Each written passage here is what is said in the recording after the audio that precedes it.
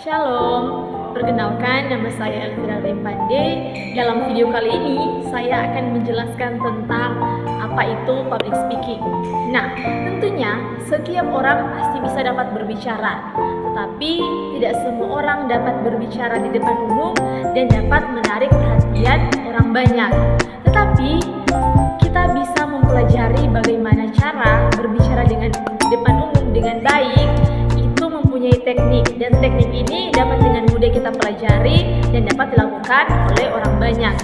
Kegunaan berbicara di depan umum sekarang ini tak hanya berlaku untuk mereka yang berada di perguruan tinggi atau berada di ranah pendidikan saja. Berbicara di depan umum berlaku di ranah mana saja, seperti berada di kampung. Berbicara di depan umum dapat digunakan dalam berbagai acara, seperti pidato atau acara arisan dan sebagainya. Nah, tentunya tak jarang sekarang ini berbicara di depan umum merupakan salah satu hal yang menjadi tantangan tersendiri bagi kehidupan pribadi, sosial, dan kehidupan profesional. Bagi mereka yang sudah terbiasa berbicara di depan umum, hal ini menjadi hal yang mudah untuk dapat menguasai audiens atau para pendengar. Tapi bagi mereka yang tidak terbiasa berbicara di depan umum, akan menganggap bahwa berbicara di depan umum adalah suatu hal yang sangat menakutkan, bahkan sangat menegangkan. Saat ini dalam video ini saya akan membahas tentang metode-metode, bahkan tips untuk kita dapat berbicara di depan umum. Namun sebelum itu, kita perlu mengetahui apa itu public speaking. Nah, public speaking adalah istilah yang bermula dari para ahli retorika yang mengartikannya sebagai seni atau keahlian berbicara atau berpidato, di mana istilah tersebut sudah berkembang sejak abad sebelum Masehi. Sebagai pengertian awal, seperti yang sudah kita ketahui bahwa public speaking merupakan sebuah frasa dari bahasa Inggris, di mana public berarti umum dan speaking berarti berbicara. Nah, dapat diartikan bahwa public speaking adalah berbicara di depan umum. Nah, public speaking tidak terlepas dari teori-teori ilmu komunikasi. Nah, dalam ilmu komunikasi ada 5 hal dasar yang harus kita perhatikan berkaitan dengan public speaking. Yang pertama adalah kita sebagai pengirim pesan. Yang kedua adalah pesan yang kita sampaikan. Yang ketiga adalah bagaimana cara kita menyampaikan pesan tersebut. Yang keempat adalah siapa penerima pesan yang kita sampaikan. Dan yang kelima adalah umpan balik atau feedback. Nah, saat ini saya akan membagikan beberapa dasar metode tentang public speaking. Nah, metode yang pertama atau dasar yang pertama adalah impromptu. Nah, metode impromptu merupakan metode yang dilakukan secara spontanitas, yang mana tidak menggunakan persiapan atau pembuatan naskah yang tertulis terlebih dahulu. Nah, impromptu biasanya dilakukan oleh seorang yang akan tampil secara mendadak. Istilah impromptu dalam dunia siaran yang artinya berbicara tanpa naskah. Nah, kelebihan dari metode impromptu ini adalah pendapat dan gagasan yang dihasilkan akan datang secara spontan dan dapat mengungkapkan perasaan dengan sebenarnya dan dapat memungkinkan pembicara untuk terus berpikir. Nah, sedangkan kelemahan dari metode ini adalah dapat menghasilkan kesimpulan yang masih mentah karena adanya keterbatasan pengetahuan pembicara dan gagasan yang dihasilkan kurang sistematis, serta dapat menghasilkan penyampaian yang tidak lancar, terutama bagi mereka yang belum berpengalaman berbicara di depan umum. Nah, metode yang kedua yaitu metode naskah.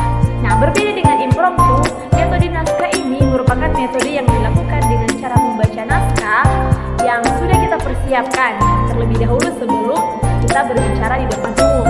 Biasanya metode ini digunakan oleh para pejabat negara dan bagi mereka yang akan memberikan sambutan atau akan memberikan kata-kata di acara resmi atau acara formal.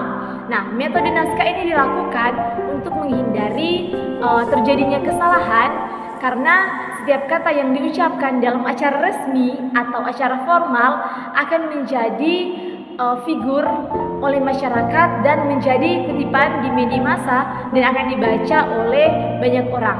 Nah, kelebihan dari metode ini adalah sebelum berbicara di depan umum, kita dapat memilih kata-kata yang akan kita sampaikan dan memilih dengan baik tutur kata yang akan kita sampaikan kepada audiens dan menghemat pernyataan dan memperlancar untuk kita dapat berbicara dengan baik.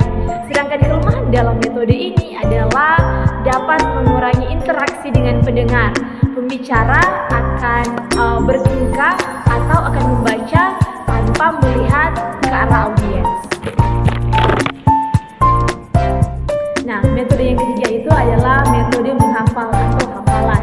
Nah, metode hafalan adalah metode yang digunakan dalam berbicara di depan umum dengan menghafalkan teks atau naskah yang sudah kita buat dan sudah kita siapkan sebelumnya.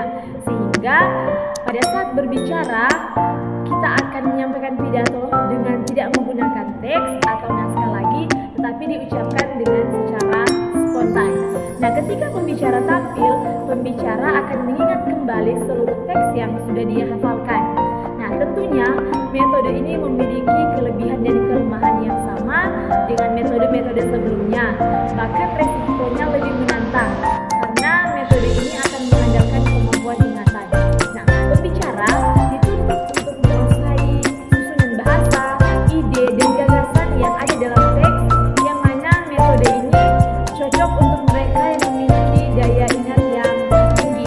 Nah, pada metode menghafal ini tidak dirasakan untuk mereka yang tidak memiliki kapasitas daya ingat yang tinggi, karena jika metode ini dilakukan akan menimbulkan resiko seperti kurang menariknya pembahasan yang disampaikan dan pembicara akan kebingungan dan tidak fokus pada teks ketika dia melupakan hafalan yang sudah dia hafal. Nah, metode yang terakhir adalah metode using note atau menggunakan catatan. Nah, dari keseluruhan metode yang sudah dibahas sebelumnya, metode ini merupakan metode pilihan yang sangat dianjurkan untuk para pembicara. Karena metode ini dilakukan dengan menggunakan teks atau naskah pidato yang hanya berisi garis-garis besar atau pokok-pokok bahasan yang akan kita sampaikan. Nah, dalam menggunakan metode ini, garis besar atau pokok bahasan yang sudah kita siapkan menjadi pedoman untuk mengatur gagasan dalam pikiran dan kita akan sampaikan ke publik.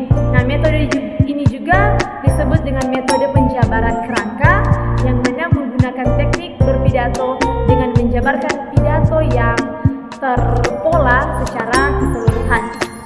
Namun, metode ini hanya dapat digunakan untuk mereka yang sudah berpengalaman, karena dalam menggunakan metode ini dibutuhkan kecakapan dan dalam berbicara.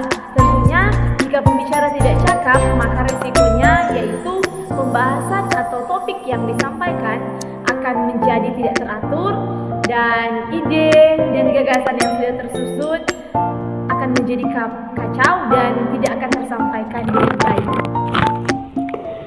Nah, adapun kelebihan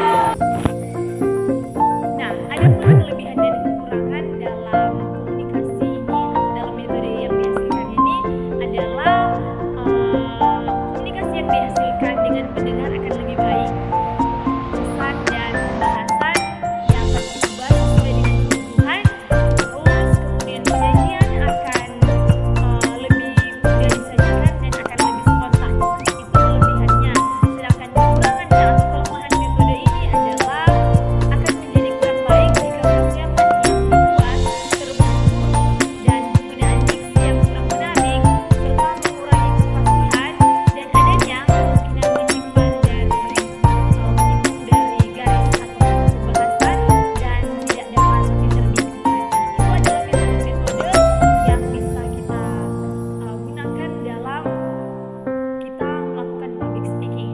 Nah, saat ini saya pun akan membagikan tentang tips mengembangkan kemampuan public speaking. Nah, pasti semua orang yang ingin melakukan public speaking sangat membutuhkan tips ini.